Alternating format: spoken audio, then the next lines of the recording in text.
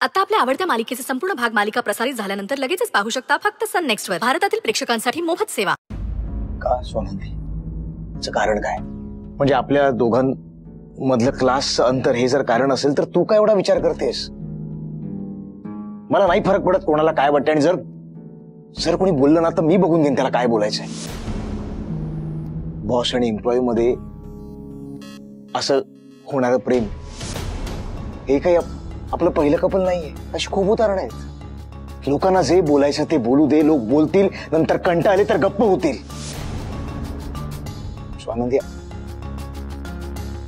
आपला आपल्या प्रेमावर विश्वास असायला हवा ना? नाही सुजित सर, आपल्यातला क्लास आणि त्यातलं अंतर हे माझ्या नकाराचं कारण नाहीच आहे.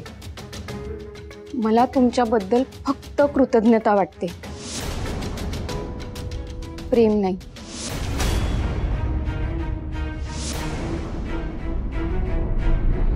मला तुमच्याबद्दल फक्त आदर वाटतो, ओढ नाही वाटत सुजित सर. आपलं अख्खं आयुष्य एखाद्या सोबत घालवावं, त्याचा हात प्रेमानं आणि विश्वासानं आपल्या हातात घ्यावा, तो हात तुमचा नाही सुजित सर.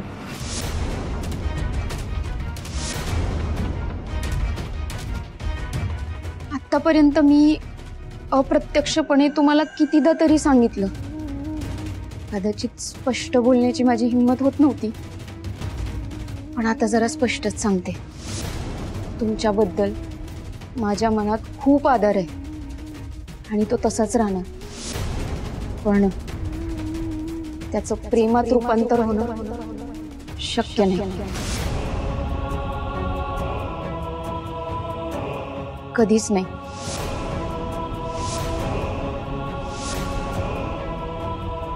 आणि माझ्या स्पष्ट न बोलल्यामुळे तुमच्या मनात काही फिलिंग आल्या असतील, काही अपेक्षा निर्माण झाली असेल तर त्याबद्दल मी सॉरी देते सुजित सर. आणि तुम्हाला खरंच असं वाटत असेल ना की मी तुमच्या भावनांशी खेळले, हात जोडून मी तुमची माफी मागते. मला माफ करा.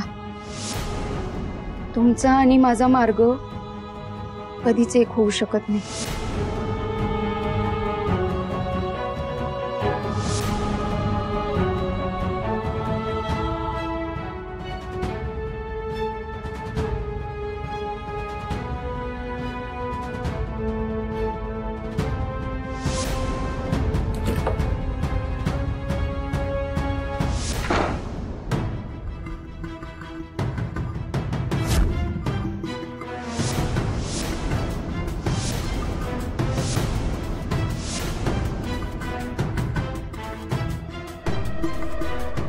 मणी सर, मणी सर,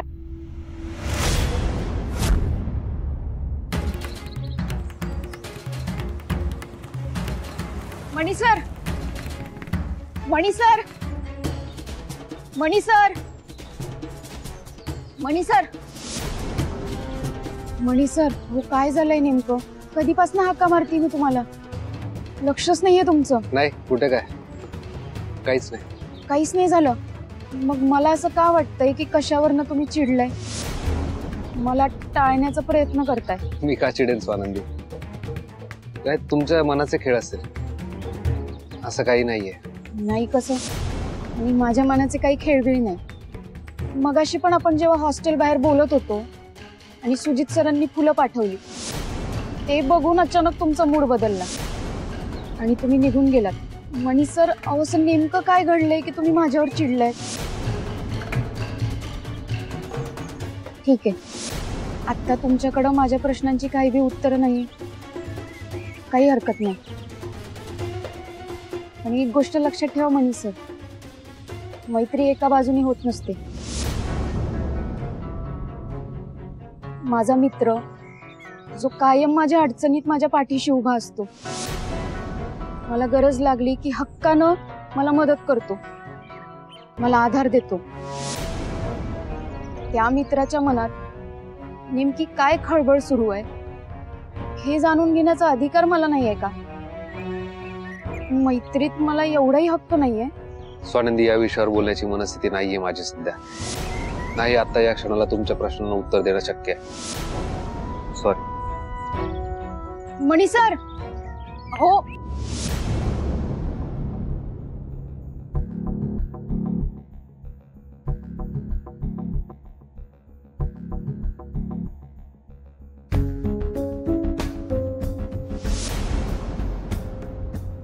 नाहीये, शक्य नाहीये. माझं मन जे मला सांगतंय ते खोटं कसं असेल?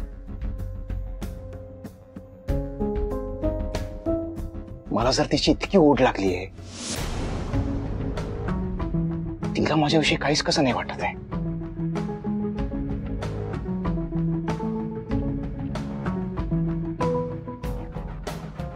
स्वानंदीला थांबवायला हवं.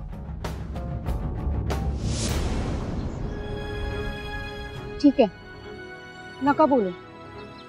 पण आता मी इथे का आले होते हे नाही का विचारणार? नाही विचारणार. मी तुम्हाला याआधी सांगितलं, तुमच्यात आणि सुजित मध्ये काय आहे हे मला जाणून घ्यायचं नाहीये. नका विचारू.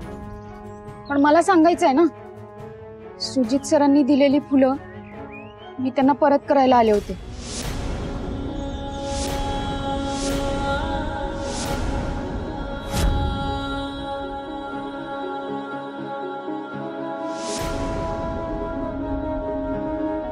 आणि नुसती फुलंच परत केली नाही, त्यांच्यात आणि माझ्यात मैत्री पलीकडे दुसरं कुठलं बी नातं फुलू शकत नाही हे मी त्यांना स्पष्ट शब्दात सांगितलंय. प्रेमाच्या भावनेनं त्यांनी पाठवलेल्या फुलानं हॉस्टेलवर माझं हसू झालं. पण त्या फुलांपेक्षा माझी सध्याची गरज ओळखून तुम्ही स्वतः माझ्यासाठी मशीन घेऊन आलात, माझी मदत केली. हे माझ्यासाठी लई महत्वाचं आहे. मणी सर, तुमची मैत्री माझ्यासाठी महत्वाची आहे. तुम्हाला आता आज माझ्याशी काही बोलावं वाटत नाही ना? काही हरकत नाही.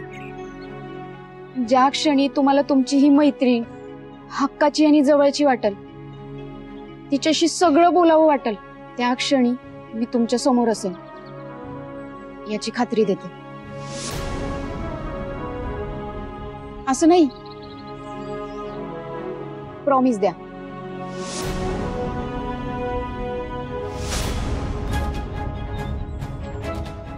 अहो द्या.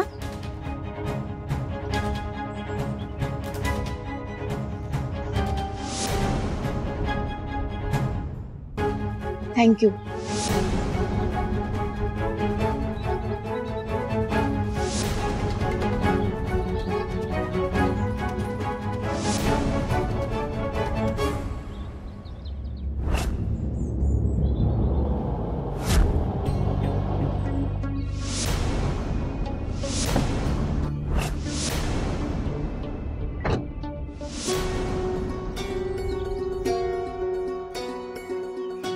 तूच निरोप द्यायचा तुझ्या त्या अति शहाण्या मैत्रिणीला. तिला सांगायचं आमच्या साहेबांच्या विषयी ज्या बातम्या उकरते ना ते बंद करायचं.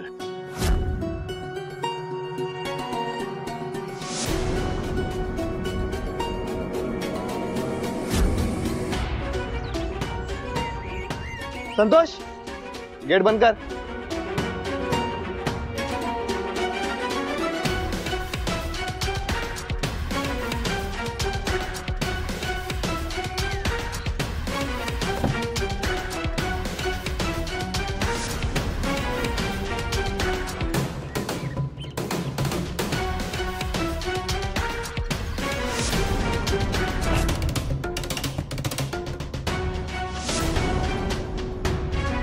शेरा,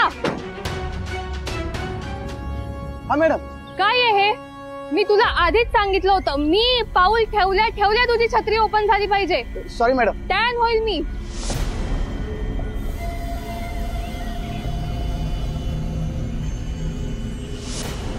हे बघ, साहेबांना सांग मला जे ज्वेलरी सेट्स आवडले त्याच्यावरती मार्किंग करून ठेवलीये.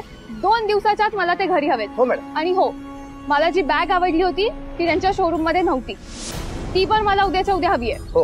Very good. हे बघ, मला माझ्या लग्नात काहीही कमतरता नकोय. Yes ma'am. माझं नारळ पाणी कुठे आहे? आणतो ना मॅडम. पण मॅडम या बॅगा आणि छत्री. व्हॉट? हे मी घेऊ सगळं? आतमध्ये ठेवू नये आणि माझ्यासाठी नारळ पाणी आण. हो मॅडम. जरा कॉम्प्लिमेंट दिली नाही की लगेच मूर्खपणा सुरू यांचा.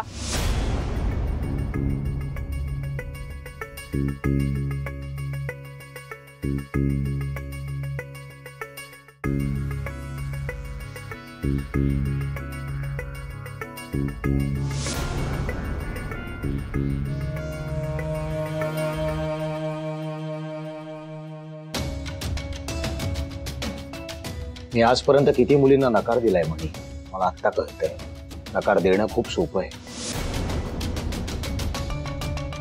पण नकार पचवणं खूप अवघड आहे यार. मी हा विचारच केला नाही कधी म्हणे. नकार दिल्यानंतर त्या मुलींचं काय झालं असेल. खरंच खूप कठीण आहे नकार पचवणं. आपल्या हातात असणारा हात या वाळूसारखा हातातून सुटत जातो. आपण आपली मूठ जितकी घट्ट करतो ना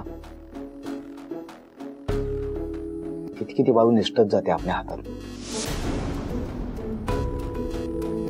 म्हण्या बाई, मला खूप हेल्पलेस वाटतंय यार. म्हणजे मला कळत नाही मी काय करू आता.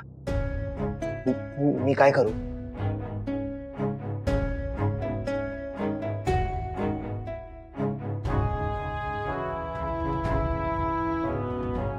पाणी घे, रिलॅक्स.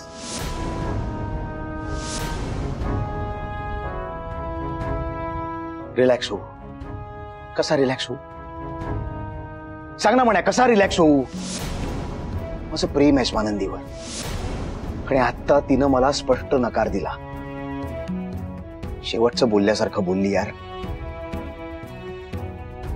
की आपल्यात फक्त मैत्री होऊ शकते, याच्यापेक्षा जास्त काहीच नाही. पण काय चुकलं माझं. मी तर प्रेम करतोय ना तिच्यावर, मग तिला कळत का नाहीये. तू सांग ना मी काय करू. मी काही करायला तयार आहे, तू सांग मला मी काय करू. सुजित, मग हा नकार ऍक्सेप्ट कर. मी काहीही करेन पण स्वानंदीचा नकार ऍक्सेप्ट करणार नाही. पर्याय नाही सुजित. का नाहीये पर्याय. काय नाही केलं मी त्या मुलीसाठी. तू मला म्हणाला वेळ दे, मी तिला वेळ दिला. तू मला म्हणाला तिला स्पेस दे, मी स्पेस दिली. स्वतःला बदललं. म्हण्या हा बॅड बॉय गुड बॉय सारखा वागलाय स्वानंदीच्या बाबतीत. इतर मुलींसारखं वागलो का मी हिच्या बरोबर. का तिला माझं प्रेम कळत नाही. का तिला हे कळत नाहीये की माझं खरंच खूप प्रेम आहे तिच्यावर. काय चुकतंय माझं. बोल ना, कुठं कमी पडतोय मी. बोल. प्रेम. काय प्रेम.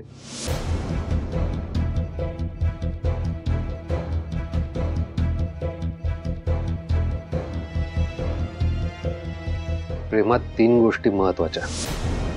पेशन्स, अंडरस्टँडिंग आणि ऍक्सेप्टन्स. आपण ज्या व्यक्तीवर प्रेम करतो त्या व्यक्तीलाही प्रेमाची जाणीव होईपर्यंत पेशन्स हवा.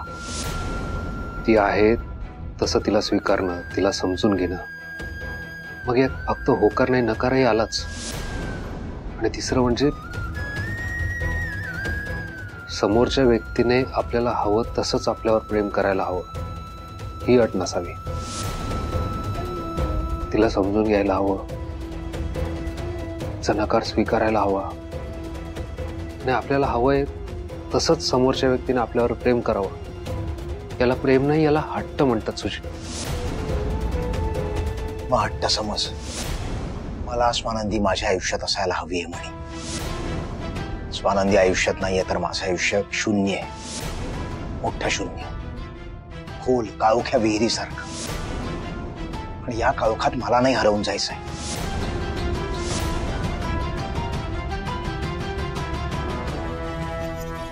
म्हणे तुझी चांगली मैत्रीण आहे ना स्वानंदी. चांगले मित्र आहात ना तुम्ही एकमेकांचे. तुम्ही एकमेकांना समजून घेता, तुम्हाला एकमेकांचं पटतं. तू सांग तिला, तुझं ऐकेल ती. तिला सांग सुजितचं खूप प्रेम आहे तिच्यावर. सुखात ठेवेल तिला सुजित. खुश राहील ती सुजित सोबत. तिला कन्व्हिन्स कर म्हणे, भाई एवढं कर माझ्यासाठी. करशील ना?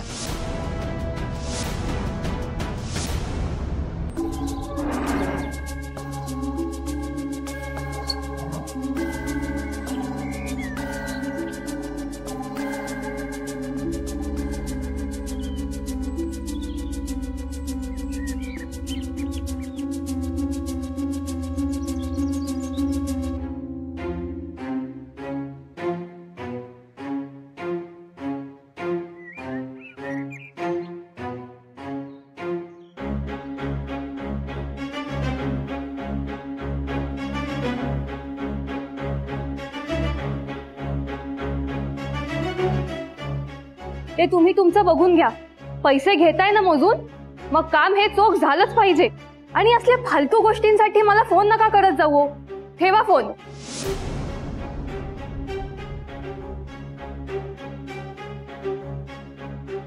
तू कोण? मॅडम, मी स्वानंदी देसाई, सरपोतदार इंडस्ट्रीकडून आली आहे. तुमच्या लग्नाच्या ऑर्डरची जिम्मेदारी माझ्यावर सोपवली आहे. तुम्हाला कसा ड्रेस आवडतो, काय आवडतं हे सगळं विचारायला मी आले होते. तुझ्याकडे दिलंय हे लग्नाचं काम? तू करणार आहेस माझ्या लग्नाची ऑर्डर पूर्ण? होय मॅडम, मीच करणार आहे. का हो, काही प्रॉब्लेम आहे का? तुझ्याकडे बघून वाटत नाही की तुला फॅशन मधलं काहीही कळत असेल. ते फॅशनचं स्पेलिंग तरी येतं का? चालली आहे माझ्या लग्नाची ऑर्डर पूर्ण करायला. सरपोतदारांनी विचार करायला हवा त्यांचे डिझायनर्स पाठवण्याच्या आधी. सॉरी मॅडम, लहान तोंडी मोठा घास घेते. पण अहो, तुमची ऑर्डर पूर्ण करण्यासाठी मीच योग्य असेल म्हणूनच पाठवलं असेल ना त्यांनी. आणि मला माहिती आहे तुम्ही त्यांच्या लई महत्वाच्या क्लायंट आहात. त्यामुळं तुम्ही काही बी काळजी करू नका. मी अगदी फिटिंगचे कपडे व्यवस्थित तुम्हाला शिवून देईल. अगं, ही ऑर्डर मिळवण्यासाठी तू काहीही बोलशील, काहीही करशील.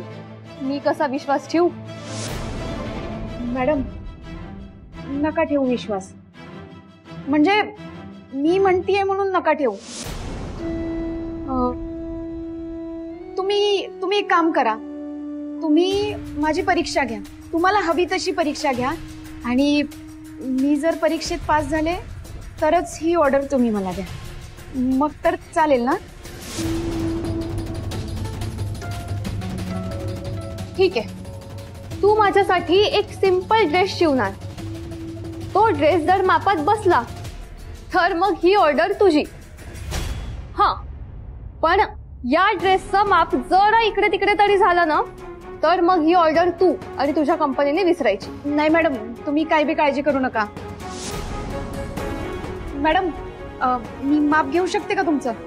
माप घेऊन कोणी पण ड्रेस शिवू शकतं. माप न घेता ड्रेस शिवून दाखव मला.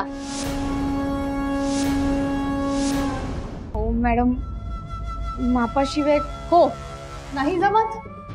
मग तू येऊ शकतेस. तसंही माझ्याकडे खूप काम आहे. आणि हो, तुला जर काम हवं असेल तर उद्या ड्रेस शिवून आणायचा.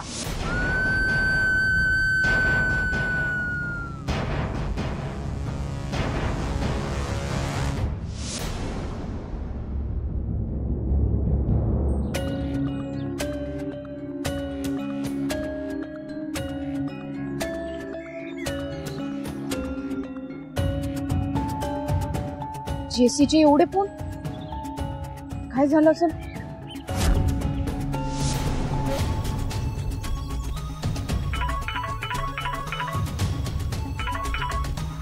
हॅलो, हा स्वानंदी बोल. अगं जेसी, काय झालं? किती फोन केलेत तू? सगळं ठीक आहे ना? स्वानंदी, मला एक खूप मोठी माहिती हाती लागली. माहिती? कसली माहिती? स्वानंदी, माझ्या मागे जो आमदार लागला होता ना, तो इथे मुंबईत फक्त स्वतःला प्रस्थापित करण्यासाठी नाही तर लग्न करायला सुद्धा आलाय. येत्या 10 दिवसात त्याचं लग्न आहे.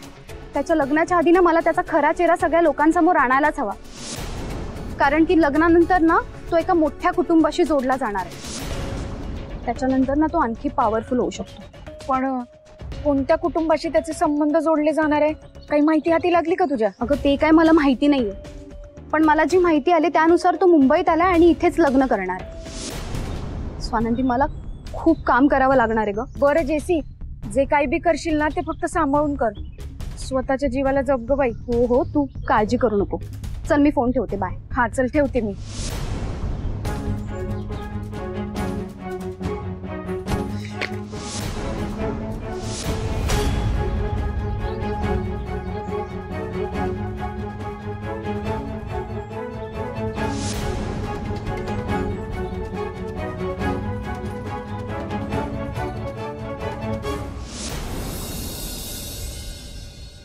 इतकं सगळं झालं तरी आली होती ऑफिस मध्ये तोंड घेऊन. साईट पांढरी पण आंधळी आहे का बे? काय का गई? काय आलं?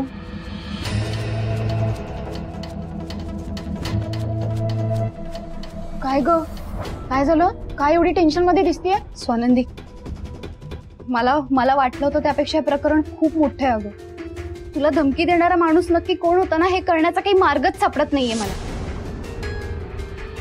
पण एक मात्र नक्की आहे की हा माणूस नक्कीच त्या आमदाराचा ना कोणीतरी खास माणूस असणार आहे.